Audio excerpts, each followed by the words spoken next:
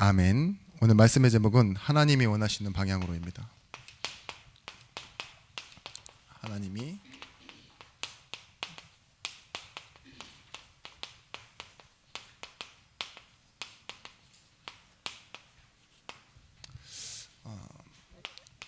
요한복음 21장 1절에서부터 7절의 말씀. 복음이 없으면 있다 없다라고 말할 수 없지만 복음을 모르면, 믿지 않으면 우리의 방향은 반드시 자기의, 자기의 자존심으로 향해 가게 되어 있습니다. 그런데 복음을 알고 믿고 누리는 사람은요, 하나님의 사랑, 하나님의 뜻, 하나님의 영광을 중심으로 방향 잡고 살아가게 되어 있습니다. 여러분, 방향을 잃지 않으면 조금 흔들리는 것, 또 여러 가지 문제 있는 것은 괜찮아요. 방향을 잃지 않는다면. 그런데 그 흔들리는 것 때문에 방향을 놓치면 전혀 다른 곳에 가게 되겠죠. 이런 말이 있습니다. 흔들리는 나침반은 방향을 잃지 않는다라는 말. 들어보셨습니까? 들어보시지 못해서 지금 한번 생각해 보세요. 나침반은 항상 흔들리고 있어요. 신기하게. 근데 바닥에 놔두면 가만히 있죠. 그 의미는 뭘까요? 이 나침반을 가지고 있는 사람이 흔들리고 있고 방향을 찾고 있을 뿐이지 나침반은 항상 한 곳을 향해 있다는 거예요. 그죠? 잡고 있는 손이 떨리는 거지. 그 나침반의 그 침이 방향을 항상 똑같은 부분을 가르치려고 흔들리고 있는 거잖아요. 여러분, 우리가 흔들리더라도 방향을 놓치지 않는 것, 그걸 뭐라 그러냐? 거짓된 소망이 아닌 참된 소망이라고 말합니다.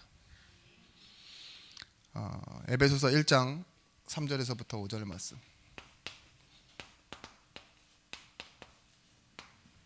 뭐라고 말하고 있습니까? 찬송하리로다 하나님 곧 우리 주 예수 그리스도의 아버지께서 그리스도 안에서 하늘에 속한 모든 신령한 복을 우리에게 주시되 곧 창세전에 그리스도 안에서 우리를 택하사 우리로 사랑 안에서 그 앞에 거룩하고 흠이 없게 하시려고 그 기쁘신 뜻대로 우리를 예정하사 예수 그리스도로 말미암아 자기의 아들들이 되게 하셨으니 이는 그가 사랑하시는 자 안에서 우리에게 거저 주시는 바 그의 은혜의 영광을 찬송하게 하려는 것이라. 창세전에 우리를 택하사, 그 말은 뭐예요? 하나님께서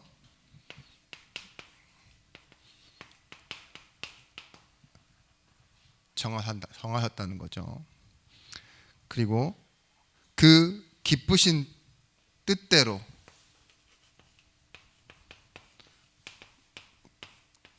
당신의 목적대로를 말합니다. 이는 그가 사랑하시는 자 안에서. 주어가 전부 뭐예요? 당신 하나님을 말하고 있습니다. 주어가 전부 뭐예요? 하나님이에요. 하나님. 우리에게 부족함 없는 은혜와 축복, 하늘에 속한 신령한 복을 모두 우리에게 주셨어요. 그런데 하나님이 우리를 미리 아시고 미리 정하시고 의롭다 하시고 영화롭게 하신다고, 그게 하나님이 지금 우리를 통해서 이루어 가시고 있는 상황이에요. 상황, 현실, 성도의 현실. 우리는 그래서 이 모든 일을 겪어가면서 하나님이 만들어 놓으신 그 결론으로, 다른 말로는 뭐죠? 세팅해 놓은 대로 가는 거예요. 문제를 당하는 게 아닙니다. 하나님이요, 하나님을 믿도록 여러분에게 시간표를 주시는 거예요. 과정으로. 내 무능 안에 갇히고 누군가를 원망하는 사람들은 잘 보지 못하는 건데, 말씀으로 나를 확인하면요, 뭐가 생긴다고요? 십자가 앞에 설 때 이 은혜를 받을 자격과 조건이 없는 나를 보게 되고, 어디로 갑니까? 그런 나를 사랑해 주시는 하나님의 사랑. 그 간격이 넓어지면 넓어질수록 뭐예요? 복음의 깊이, 넓이, 높이, 이걸 알아가게 되는 거라고요. 깊은 신앙은 뭐냐? 우리가 무엇인가를 채우고 더하는 것이 아니라 뭐예요? 오히려 움켜진 것을 내려놓고 나를 내려놓는데, 나를 포기하는데 하나님은요 그 사랑이 더 커지는 거예요. 이런 나를 용납하시고 인정해 주시고 나보다 나를 더 사랑해 주시는 하나님으로 다가올 때 우리는 뭐예요? 거기에서 내가 나를 소망으로 두지 않고 하나님을 소망으로 두는 그때 여러분들은 가장 확실한 사람이 됩니다. 내가 나를 소망으로 두는 것보다. 그래서 여러분, 응답을 아는 것을 보고 뭐라고 하느냐? 드디어 자립됐다고 그러는 겁니다. 응답은 무엇입니까? 하나님의 마음 아는 거예요. 하나님은 여러분에게 무엇을 해서라도 자신의 마음을 전달하기 원하세요. 좀 모자란 사람에게는요 기적과 같은 은혜를, 때로는 병든 사람에게 치유를 주시는데 그 치유하시는 이유가 뭘까요? 야, 나는 의사처럼 잘 고친다? 뽐내려고요? 아니요. 하나님은 치유하시는 하나님이야. 생명을 살리시는 하나님이다. 이걸 아는데 넌 아무것도 하지 않았는데 내가 너를 왜 고칠까? 이 안에 담겨져 있는 하나님의 숨은 뜻이 있어요. 이걸 통해서요 그 사람의 인생을 하나님 앞에 세우고 그 하나님이 눈을 보고 직접 대면하고 하나님을 알도록, 가까이서 알도록. 여러분, 단순히 응답을 받는 게 아닙니다. 골리앗을 이긴 기쁨은 순간이었어요. 순간.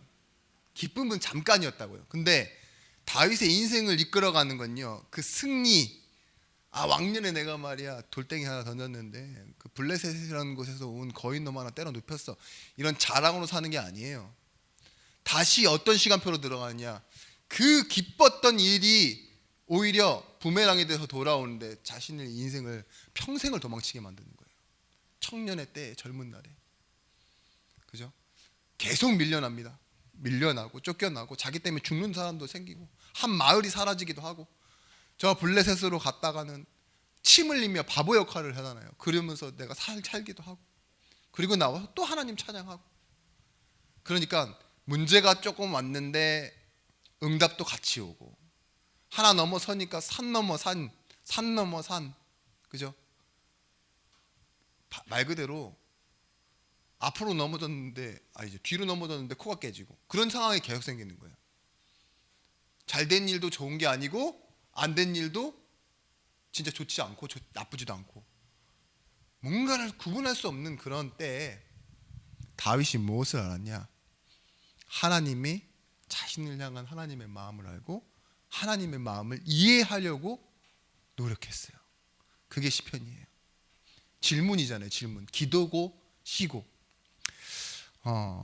결국은 뭐예요? 다윗의 인생은요 소망 때문에 사는 인생 됐습니다. 눈에 보이는 것 따라 사는 인생이 아니라 비밀을 가진 거예요. 응답의 비밀, 소망. 근데 이것이 자신을 세워가는 비밀이 되었습니다. 우리 찬양하잖아요. 제가 어저께 이 말씀 1부를 준비해 놓고 이제 2부라는 그 같은 맥락으로 말씀을 준비하는데, 오늘 1부 말씀처럼 복음에 무언가를 더할 필요가 없어요. 그게 참된 우리의 소망이에요. 복음이 완전하기 때문에. 그런데 제 입가에 맺히는 찬양 하나가 있었어요. 그게 뭘까요? 이 눈에 아무 증거 아니 보여도, 이 귀에 아무 소리 아니 들려도. 근데 후렴이 뭐예요? 믿음만을 가지고서 늘 걷는데요. 이 찬양이 되게 슬프잖아요. 믿음만을 가지고서 걸어가는 게 전부인데 신앙생활이. 근데 이거예요. 방향. 여기로 걷는 거예요. 믿음만을 가지고서 늘 걷는 것. 그리고 뭐예요? 어디 위에 선다고요? 약속하신 말씀 위에 서는 거예요. 그게 우리의 응답입니다. 걸어가세, 걸어가세. 믿음 위에 서서. 또 뭐래요? 나가세, 나가세. 나가세, 나가세 하니까 집에 벌써 가고 싶으신 분 계신 것 같은데 여기서 말하는 나가는 것은요, 현장을 향해 나아가는 것을 말합니다. 자, 여러분, 결핍을 이기는 비밀, 내 삶에 비어 있었던 거를 이겨내는 방법은 있어요. 결핍이라는 건요, 나중에 아무리 채워도요, 그때로 돌아가서 채우지 않는 이상 소용이 없어요. 근성이라는 게 생기잖아요. 왜 부자가 됐는데도 구두쇠가 됩니까? 그지근성이 안에 이미 자리 잡았기 때문에 그래요. 그 그지근성이 생기기 전으로 돌아가지 않는 이상 사람의 이 생각이 잘 안 바뀌어요. 여러분, 사람 만나서 상처받아보고 속아보고 이러는 것이죠. 지금 TV에도 나오지만 유기견들 있잖아요. 유기견들은요, 사람의 손이 오면은요, 물거나 도망쳐요, 뒤로. 하도 학대받고 버려졌기 때문에. 그죠? 이게 안 없어진다니까요. 근데 무엇이 그를 바꾸느냐, 개를 바꿀 수 있느냐? 충만한 사랑이에요. 마찬가지입니다. 우리도 예수 없이 복음 몰라서 생긴 우리 인생에 텅 비어버린 공허함이 있어요. 성공과 어떤 노력으로도 채워지지 않은 것. 근데 살리는 것은 영이니 영은 무익하니라. 하나님이요, 성령 충만을 우리에게 주십니다. 성령 충만이라는 말은 꽉 찼기 때문에 다른 필요가 없어져요. 참된 소망이 있으면 뭐예요? 거짓된 소망이 우리를 속일 수 없습니다.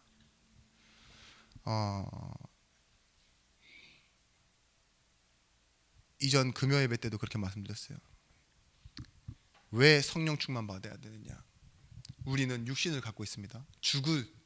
늙어가는 병드는 몸을 갖고 있다고요. 이 병드는 몸이 항상 느끼는 육체적인 감각이 뭐냐? 두려움이에요. 손가락 하나만 아파도 쩔쩔매잖아요. 그죠? 저도 최근에 이 옆통수랑 뒤통수가 계속 아픈데, 예배 때 외에는 정신이 퀭한 거예요. 퀭. 근데 이게 진짜 아픈 것도 아니에요. 딱 이 정도로 누가 딱 때리는 느낌 있죠. 그 딱 때려놓는 느낌, 그 느낌 하나가 되게 불쾌하고 뭔가 신기해, 계속 짜증이 나더라고요. 근데 보세요. 죽음을 생각할 수밖에 없는 이 육체는 그 두려움에 사로잡혀 있는 선택을 할 수밖에 없어요. 욕심을 낸다고요. 두려움 때문에. 그죠? 그래서 육체의 소욕이라고 그래요. 그걸 보고 죄를 따라갈 수밖에 없는. 근데 그걸 이기는 게 성경에서 뭐라고 말하고 있냐? 하나님의 영, 살리는 것이죠. 우리가 구원받았잖아요. 영이. 이 영이 인생의 중심을 잡고 방향을 따라가게 만드는 거예요. 그러면 뭐예요? 죽을 위기 앞에 있어도, 두려움 앞에 있어도요, 믿음의 방향을 걸어가게 돼 있다니까요. 어떻게 사망 권세를 이기고 살아가느냐? 당연히 믿음이지만 그 믿음의 본질 안에는요, 하나님의 성령이 내 안에 충만히 역사하시는 거예요. 우리가 어떻게 증인됩니까? 성령, 너와 함께 하겠다 했잖아요. 우리가 내는 인생의 열매는 무엇입니까? 성령의 열매예요. 나의 열매가 아닌. 그 9가지 열매가 다 성령의 열매잖아요. 그래서 우리가 성령 충만으로 살아가는 거예요. 세 번째, 바울이 이번에도 얘기했듯이 이 소명, 나를 부르심에 대한 확신, 이것이 방향을 잃지 않는 나침판입니다. 고린도전서 15장 7절에서부터 11절 말씀에 나의 나된 것이 다 하나님의 은혜래요. 로마서 16장 25절 말씀에도 나의 복음과, 여기서 말하는 나의 복음, 나를 기쁘게 한 건, 나를 살린 것이 무엇이래요? 복음이라는 사실이에요. 이 시작이 내 결론 되는 거예요. 구원은 받음과 동시에 완성된 것이에요. 그래서 하나님의 목적을 이루는 삶을 살아가게 되어 있습니다. 그래서 오늘 1부 말씀처럼 복음은요, 움켜쥐는 것이 아니라요, 버려서 뭐예요? 완성시켜내는 거예요. 성경이 말하는 죄가 무엇이냐? 원어로 하마르티아입니다. 방향을 빗나갔다. 관역이 여기인데 여기 맞으면 뭐예요? 빗나간 거예요. 그런 것처럼요, 하나님이 원하시는 곳에 도달하지 못하는 상태 있죠. 그걸 보고 죄, 하마르티아라고 해요. 또 파라바시스, 그건 뭐예요? 선을 넘어갔다 이거예요. 선이 정해져 있는데 우리도 법의 규율 안에 있잖아요. 그 규제를 넘어가는 거. 아노미아, 그 말은 뭐냐? 정해지지 않은 걸 하는 것, 불법. 근데 뭐예요? 방향을 놓친 인간. 그래서 하나님을 떠나 있어서 뭐예요? 운명이 원하는 방향으로 가는 거예요. 근데 우리는 어떤 사람들이죠? 하나님이 목적하신 곳으로 가는 인생. 자, 첫 번째, 예수가 목적인 인생 되셔야 됩니다. 히브리서에서 말했죠. 믿음의 주여 온전케 하시는 이인 예수를 바라보자. 골이에요, 골. 예수를 깊이 생각하라. 마지막 골이 어디냐고? 예수라고 말하고 있어요. 예수는 구원 주신 분인데, 은혜를 시작하신 분인데, 오늘도 그렇게 하잖아요. 모든 신적 기원, 계시, 복음이 시작이 예수라고. 그런데 결과는 뭐예요? 끝이 예수래요. 성부 하나님이 자신이 모든 것을 계획하시면서도요, 성자 예수를 맨 앞에 들이내시고 그 이름으로 응답하시는 이유가 뭔지 아십니까? 예수가 하나님 본체이신 성부 하나님 있죠. 이 성부 하나님을 나타내는 사랑을 가장 표현할 수 있는 가장 좋은 대표이기 때문에. 그래서 성부 하나님도요, 예수를 모든 만물 위에 가장 뛰어난 이름, 그 만물 안에 예수, 이 성부, 성령, 성자 하나님 다 포함되는 겁니다. 예수의 이름으로 성령이 일하고, 예수의 이름으로 성부 하나님께서 말씀을 성취하시고, 근데 그 삼위가 뭐래요? 하나래요. 영광으로 일하시는 것. 그래서 우리가 이루는 것이 아니라 보자. 지금도 우리의 신앙 고백처럼요, 성삼위 하나님을 믿는 거예요. 하늘에 계신 우리 아버지요, 이름이 거룩히 여김을 받으시오며 나라가 임하옵시며 뜻이 하늘에서 이루어진 것 같이 땅에서도 이루어지다. 성삼위 하나님을 우리가 믿을 때 우리가 어떤 부분에 차이가 나게 되느냐? 인생에서요, 인도받는 것에 대한 감각이 달라집니다. 여러분, 인도받는 것은요, 하나님이 우리에게 원래 주신 것을 회복하려고 나가는 인생이에요. 전도 왜 해야 됩니까? 축복받으려고? 그게 복음에 뭔가가 더해진 거예요. 전도는 축복받기 위해서 하는 게 아닙니다. 당연한 우리를 회복하는 거예요. 우리는 하나님의 형상 가진 하나님 자녀로 회복되었어요. 우리 안에 있는 성품은 하나님의 마음이에요. 하나님은 어떤 하나님이었습니까? 죄인을 사랑하셨어. 거기에 대한 계획과 작정을 직접 펼치셔서 우리에게 오신 하나님 사랑이잖아요. 자격 없는 자에게 끊임없는 사랑을 베푸신 영원한 하나님의 사랑. 우리 인생은요, 처음부터 끝까지 이제부터는 회복하는 겁니다. 여러분, 오늘 본문을 기억하십시오. 예수께서 부활하신 후에 어디로 오셨어요? 다시 갈릴리로 오세요. 자신을 알아보지 못하는 제자들에게 뭐 하죠? 부르시죠. 물고기가 많이 잡았느냐? 한 마리도 잡지 못했습니다. 오른편에 던져보거라. 그물이 찢어질 만큼 물고기가 잡혔대요. 그래서 그 물고기의 숫자가 153마리라 그래가지고 예수 믿는 사람들은 또 축복받기 위해 153을 써요. 모나미 153부터 시작해서 어느 간판에 지나가다 보면 꼭 153이 써져 있는 데가 있어요. 그게 뭐예요?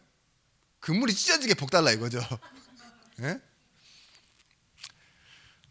우리가 그렇습니다. 네, 여러분, 오늘 예수께서요 오셔서 말씀으로 얘기하세요. 오른편에 던져봐라. 근데 오른편과 왼편의 차이는 뭘까요? 배폭의 차이예요. 배폭이 아무리 넓어도요, 그 당시 배를 생각해 봤을 때 5m가 되지 않습니다. 특히 물고기 잡는 그런 그물 던지는 배는요 3m, 2m도 안 돼요. 사람이 가로로 눕지 못하잖아요. 그죠? 그 배폭 차이 하나로 물고기 하루 종일 잡지 못했던 물고기가 갑자기 한다?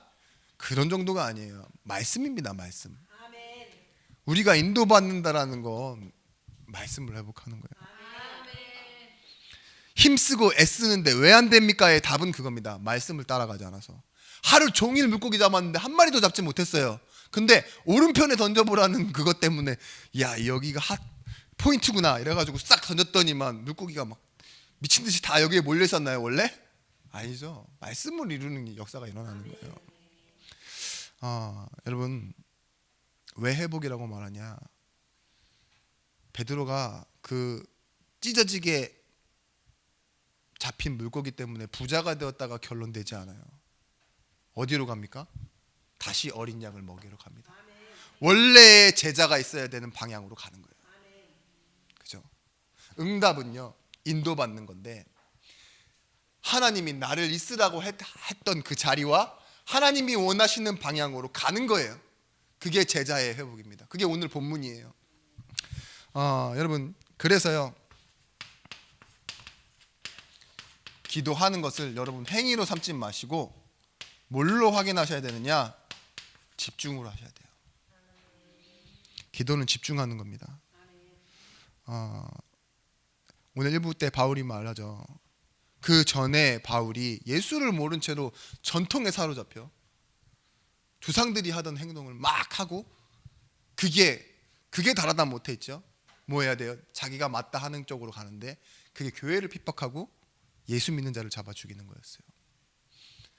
그런 열성적인 종교인이 되어졌는데 다메섹에서 주를 만나자마자 한 말이죠. 바른 시작을 하는 거예요. 주여 주는 누구시니까? 10절 말씀에 나는 무엇을 해야 됩니까? 바른 질문이 되는 거예요. 보세요. 그게 기도 확인이에요. 주는 누구십니까? 여기서 우리의 모든 출발이 일어나는 거예요. 기도는요 예수가 누구인지를 확인하는 게 기도예요. 그리고 뭐하죠? 내가 구하는 것이 그 예수와 무슨 상관이 있는지, 내가 무엇을 해야 하는 맞는지를 확인하는 것. 쉽게 얘기해서 하나님이 원하시는 것에 내 삶의 방향을 맞추기 위해서 하는 것이 기도입니다. 하나님과의 소통. 내가 필요한 것을 달라고 하는 것 기도가 아니에요. 하나의 부분은 될 수 있어요. 근데 그걸 기도라고 말할 수는 없어요. 모든 종교에서 그렇게 하기 때문에. 그래서 이렇게 말씀드렸습니다. 내가 필요한 것을 달라고 하는 것이 아니라 하나님은요 내게 필요한 것을 주세요. 여러분에게는 문제를 주실 수가 있어요. 왜냐? 하나님이 채우시기 위해서. 그 부분에 더 이상 넘어지지 말라고. 하나님 처음에는 문제를 통해서 뭐예요? 자신을 드러내시는 겁니다. 자신을. 여러분 시편 62편 5절에서 7절 말씀. 나의 영혼아 잠잠히 하나님만 바라라. 물은 나의 소망이 그로부터 나오는지라. 오직 그만이 나의 반석이시요 나의 구원이시요 나의 요새시니 내가 흔들리지 아니하리로다. 나의 구원과 영광이 하나님께 있으며 내 힘의 반석과 피난처도 하나님께 있도다. 다윗의 기도는 뭐예요? 하나님만 바라보는 거예요. 그 집중. 근데 거기서 뭘 찾아내요? 그가 나의 피난처요 나의 반석이시다. 나의 소망이 어디서부터 나와요? 주를 바라보는 데서 나온다. 기도하는 것 그 자체가 소망이 되어지는 거죠. 여러분 그래서요 많이 하는 기도가 중요한 게 아니에요. 하나님께 맞추는 길을. 내 기도가 하나님이 원하시는 게 맞냐 이걸 확인하는 집중. 그 기도는 반드시 응답되어 있습니다. 여러분 예수가 목적인 인생은요 근본을 아는 거예요. 근본은 무엇이냐? 하나님의 축복, 이것과 떨어져 있으면 우리는 살 수 없다 이거예요. 축복, 기복 차이는 뭐냐? 구해서 받는 게 기복이고요. 축복은요, 당연한 것들이에요. 하나님이 원해서 주시는 것들, 축복. 여러분, 그런데요, 여기서 우리가 기다리는 거예요. 그걸 누림이라고 합니다. 이런 말 말하죠. 판단유보라고. 결정을 미리 하지 않는 거예요. 우리의 기도는 그렇습니다. 결정을 미리 해놓고 나의 필요를 달라고 하나님께 구하지 않아요. 하나님을 이용하지 않는다고요. 왜냐? 하나님은요, 이미 내게 모든 것을 다 축복하였어요. 그걸 찾아내는 겁니다. 그리고요, 확증 편향하지 않습니다. 잘 되기 위해 모든 것을 다 내 쪽으로 끌어다가만 생각하는 사람들 있죠. 그런 분들의 포럼을 들으면요, 굉장히 비어있는 부분이 많아요. 이해할 수 없는 부분도 많고, 특히 재미가 없습니다. 왜냐? 자기에게만 맞거든. 여러분, 판단유보 제일 중요한 부분이에요. 나는 지금 오늘 보이는 것으로 결정하지 않는다. 왜냐? 하나님이 원하시는 것을 기다리기 때문에. 오늘 아무리 이렇게 꼬라지가 이렇고 모습이 이렇고 뻔한 그런 내일 있죠. 다 이상해, 엉망이야. 그런데도 하나님은요, 다른 일을 하세요.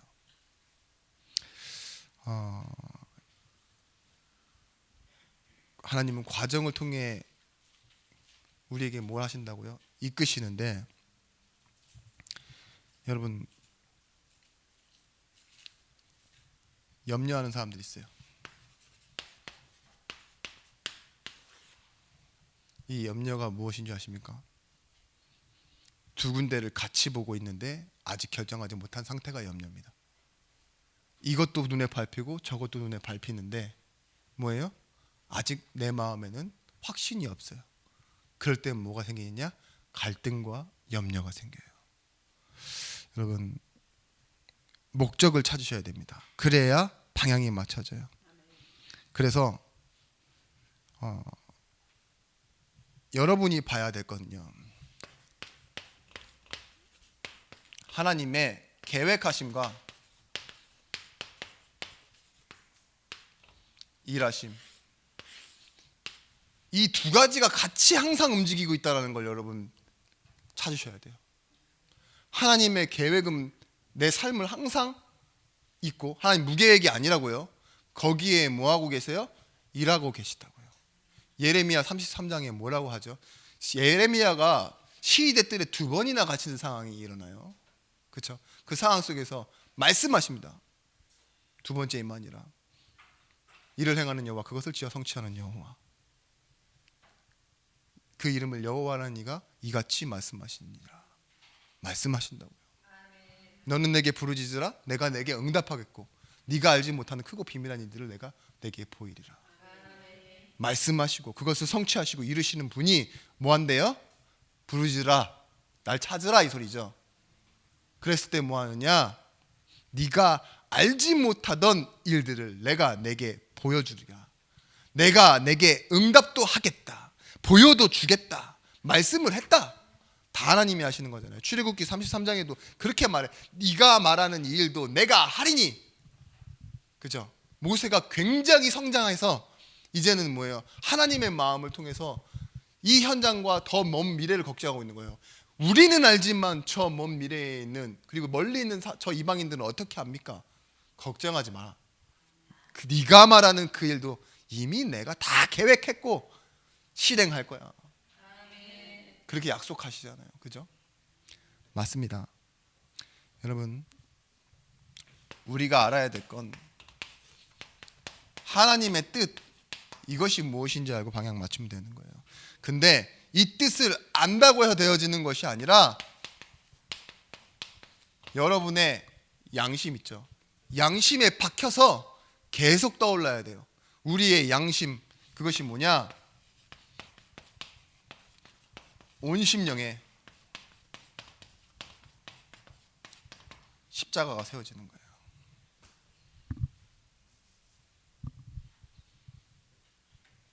뭐라 했습니까? 어디 구석에 있는 십자가 말고요, 내 가슴 정면에, 내 의식의 한복판에 딱 무엇이 서 있어야 되느냐? 십자가가 서 있어야 돼요. 그게요, 내 생각을 계속 방향 잃지 않게 해줍니다. 우리가 신경질 나면 에이씨 한번 할 수 있죠. 물건도 집어 던질 수 있죠. 안 집어 던지시는 분이 경제적으로 유리합니다. 근데 화가 날 수 있잖아요. 에이씨 할 수 있잖아요. 근데 하나님 주시는 말씀의 은혜는 안 받습니까? 받죠. 누군가의 다투고 욕을 먹으면 기분이 상할 수 있어요. 귀는 열려 있기 때문에. 그렇잖아요. 듣게 되면 그렇다고요. 뭔가를 보게 되면은 뭔가 이 마음의 잔상 때문에, 이 눈으로 본 건데 마음의 잔상이 막 떠나진 않고 자기 전에도 생각나고 문득문득 떠오른단 말이에요. 근데 그 속에서 나를 지켜내는 게 뭐냐? 양심이에요. 양심. 주기철 목사님 한 사람이요, 그분이라고 겁이 없겠습니까? 근데요, 뭐가 있어요? 양심이. 그죠? 믿음도 있지만 그 양심이 딱 붙들어 주는 거예요. 방향을 놓치지 않도록. 근데 그 한 분의 일이 그냥 감옥에서 끝나는 인생이 된 게 아니라 한국 교회사에 되게 중요한 신사 참배, 우상 숭배, 이걸 정의해 놓은 거예요. 다른 신에게 절하는 거 있죠. 단순히 독립운동가는 비교하세요. 독립운동가들도 얼마나 대단한데 도시락 폭탄 막 던지고 있죠. 예수 믿었다는 얘기는 없어요. 막 이토 히로부미 저격하고 만중근 의사 얼마나 많은 일들을 했습니까? 똑같은 일을 할 수 있어요. 양심으로. 근데 믿음과 만났냐 이거죠. 우리가 그런 위대한 일을 하고자 양심을 찾는 건 아닙니다. 우리 삶의 크고 작고 사소한 일들, 그죠? 별거 아니고 지나가는 일들 가운데서 하나님을 바라볼 수 있느냐는 양심이에요. 양심. 근데 뭐예요? 바울이 얘기하기를 내 양심은 하나님께 속해 있다 이랬어요. 내 양심은 누구 편이다? 하나님 편이다 이렇게 얘기해요. 그래서 여러분, 양심이 있는 사람은 보세요. 출애굽기 3장 9절에서부터 12절. 분명히 모세는 도망자였습니다. 그리고 이제는 노인이 되어졌습니다. 할 줄 아는 건 목동이죠. 양치기였어요. 근데 그 떠나온 세월이요, 40년이에요. 40년. 추성훈 씨 우리 한국어 하는 거 보셨죠? 어눌하죠. 예? 아니 고등학교까지 한국에 살았던 사람이 그렇게 한국어가 어눌하면 어떻게 해요? 응? 근데 지금 깊은 대화를 하려고 그러면은 굉장히 이렇게 좀 어려워하더라고요. 왜 그럴까요? 모세가요, 하나님이 찾아와서 모세에게 물으실 때요, 나는 모국어도 잃어버렸습니다. 말을 잘 못합니다. 단어가 뚜문뚜문 생각나니까 얘기를 못해. 그만큼 자신의 과거를 아예 잃어버리고 살았어요. 지나온 40년. 모세가 80세 부름받았죠? 죄송합니다. 60세라 그래가지고. 우리 한국의 법에도 60세는 노인이 아니에요. 65세부터죠. 그래서 80세 노인. 근데 지금 모세에게 누가 필요합니까? 요양보호사가 아닙니다. 예수, 하나님이 필요했던 거예요. 그를 인도하시는 분. 그가 몸을 지탱하기 위해, 양을 치기 위해 붙잡고 있었던 지팡이도 하나님의 손에 붙들리는 거예요. 근데 뭐라고 말하냐?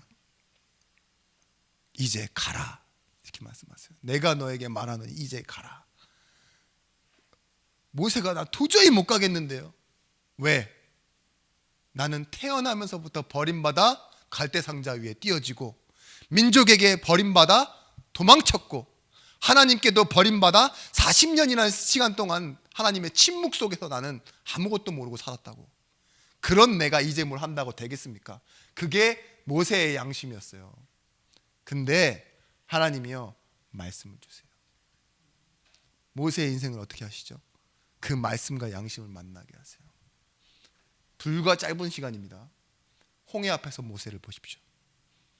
다 자부신앙하는데 말씀 받은 사람은 이렇게 말해요.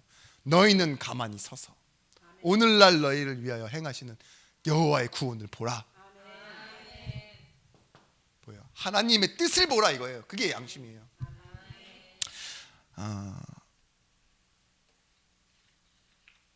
누가 우리 인생을 이렇게 세우겠습니까? 내 자신도 아니에요. 주변에 있는 사람의 도움을 기다리는 건 너무 늦었습니다. 주변도 힘들어요. 자녀들도 부모에 대한 희망과 기대가 없어요. 그리고 부모들도 이제는 자녀에 대한 희망과 기대가 없어요. 여러분 아무리 세상에 뭐라고 해도요, 여러분 하나님의 주권 속에 있습니다. 사람들이 나를 이해하지 못하고 내가 나를 이해하지 못하는 그때 하나님은요, 모세에게 찾아오신 것처럼 우리를 찾아오셔서요 믿음으로 살아가도록 만들어내십니다. 그래서 우리 인생은 우리의 힘의 능력과 방법으로 살아가는 것이 아니라 주의 손에 붙들리는 것으로 살아가는 것입니다. 그게 광야입니다. 사무엘하 24장 13절에서 21절 말씀에 여러분 우리는 때로는 선택해야 되는데 우리의 이 선택은요 무엇이 더 좋은지를 선택하는 게 아니에요. 우리의 선택은 항상 하나님께 맡기는 겁니다. 오늘 본문은 어떤 내용이냐, 다윗에게 하나님 벌을 내리시기로 해요. 인구조사 하지 말라 그랬는데 기었고 해요. 자신의 업적이 얼마나 컸는지, 자신이 왕으로 있는 동안 인구가 얼마나 늘었고 성에 몇 명이 살고, 그죠? 예? 우리 지금 하고 있죠. 인구주택 총조사 뭐 이런 거 하잖아요. 그런 것처럼 한번 헤아려 보고 싶은 거예요. 손꼽아 보고 싶은 거고. 근데 이렇게 벌을 내시기로 하는데 선택하라고요. 7년 기근 동안 7년 동안 기근을 내리시겠대요. 3달 동안 원수에게 도망 다녀야 된대요. 3달 7년 기근 3달 원수에게 도망 다니는 거, 하나님이요 약간 뭐랄까요, 밸런싱을 잘 맞추시는 분인 것 같아요. 다윗이 싫어하는 게 뭔지 잘 알아. 그죠? 예? 도망치는 건 뒤지기 싫을 건데 7년 기근과 3달 이 도망 다니는 걸 거의 동일한 선상에 둔다라는 거. 그리고 그죠, 전염병. 일주일 동안의 전염병. 2주 동안 전염병인가요? 아무튼 이 3가지가 다 밸런싱이 좀 애매하긴 하지만 하나님이 그 중에 하나 선택하래요. 다윗이 뭐 선택했어요? 아시는 분? 앞에 안 들려요? 네. 뭘 선택했죠 다윗이?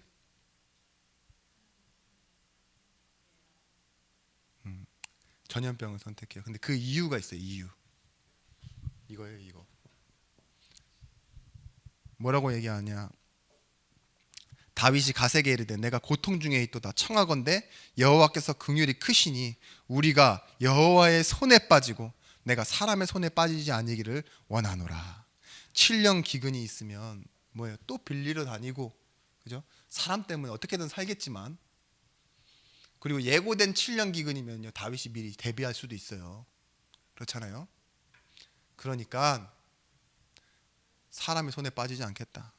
그리고 3달 동안 원수도요 도망 다니면서 사람을 원망해야 될 수도 있고 사람에게 방어를 해야 될 수도 있고, 여차하면 공격이 최선의 방어잖아요. 그러니까 공격할 수도 있고, 사람 손에 시달리는 건 싫다. 근데 전염병은 뭐예요? 오로지 하나님께 받는 거예요. 그래서 선택했는데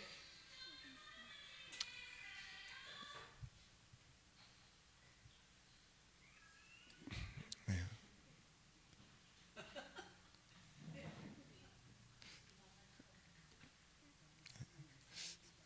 4번 지옥이 있었으면 좋겠어요.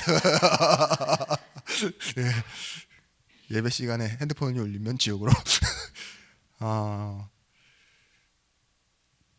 나중에는 제가 좀 저번에 1부 때 한번 너무 겪어봤잖아요. 그 시간이 저한테는 한 30분이 되는 것처럼 길게 느껴졌거든요. 그래서 그때는 아예 그냥 제가 침묵하고 가만히 있으려고요. 소리가 꺼질 때까지. 그리고 편집하겠습니다. 그게 차라리 나은 것 같아요. 딴소리를 하다 보니까 다시 이렇게 패턴이 돌아오는데 시간이 너무 오래 걸려서.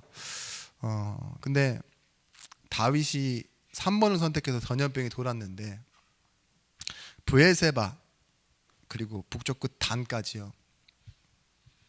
한날에 7만 명이 죽는 걸 다윗이 봤어요.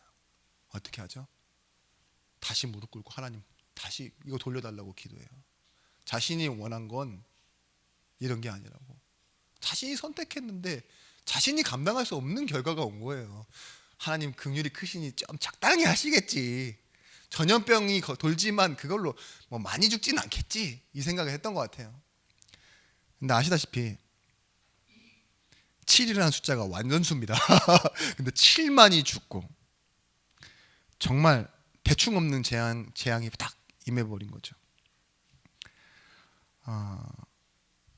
이런 다윗이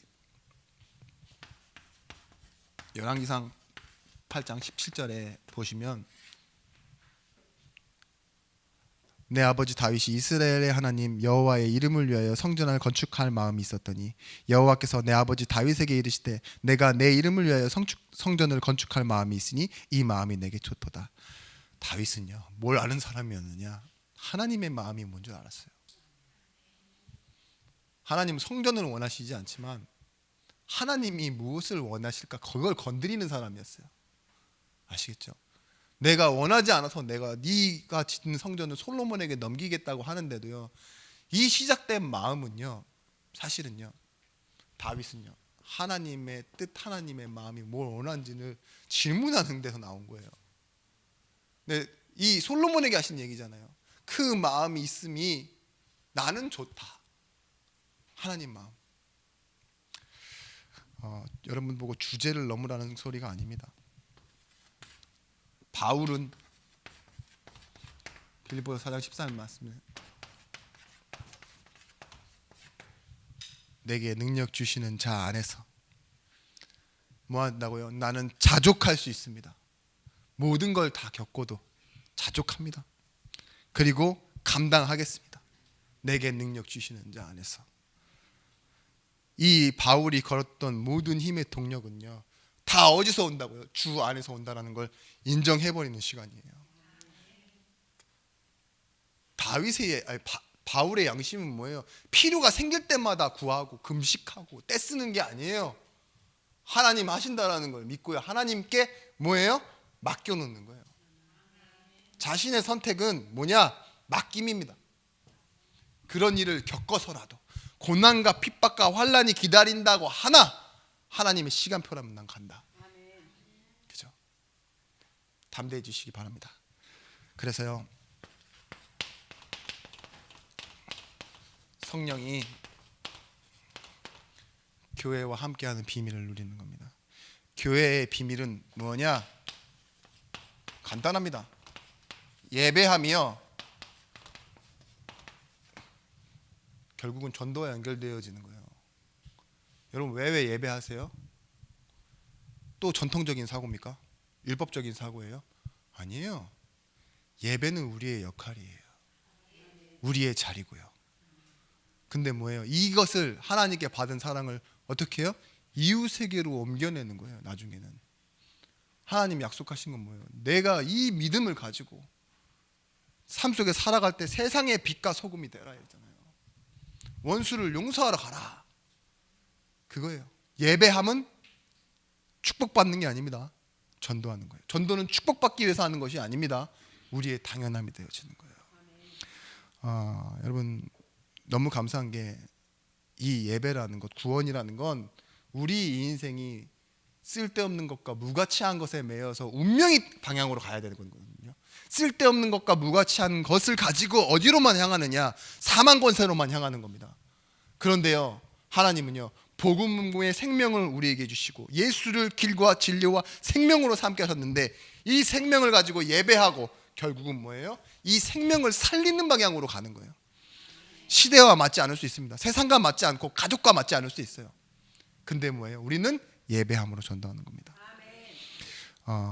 여러분 그래서요 제일 중요한 거 성령이라는 건 영적인 감각을 말해요.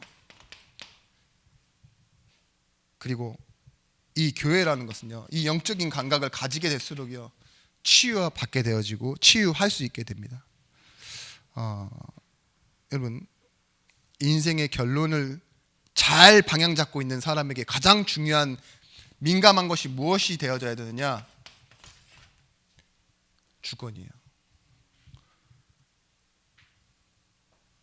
내가 무언가에 대한 결과를 가지고 계속 시작하고 진행해 가는 데 있어서요, 가장 주요한 핵심은 무엇이어야 돼요?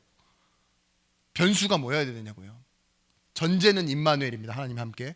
근데 가장 일어날 수 있는 가장 큰 변수가 뭐냐고요. 하나님이 이 일을 어떻게 보시느냐예요. 누가 어떻게 앞에서 꼴값 떠느냐가 아니라, 예? 아니면 누가 나를 응원하느냐가 중요한 게 아니에요. 하나님의 주권. 여러분 무엇에 민감한지가 여러분의 수준입니다. 이해하시나요? 무엇에 민감하느냐, 무엇에 문제의식을 갖고 있느냐. 교회 안에서도요, 정치 이거 얘기하면은 눈알이 이렇게 뒤집히시는 분이 있어요. 그건 뭐예요? 정치에 민감한 거예요. 그렇죠? 또 뭐 성가대 뭐 이런 거 민감하신 분이 있어요. 그거 뭐 하지 말라 그러면 교회 안 나오고 막 이런데요. 교회들이 내가 40년을 성가대했다 막 이러면서요.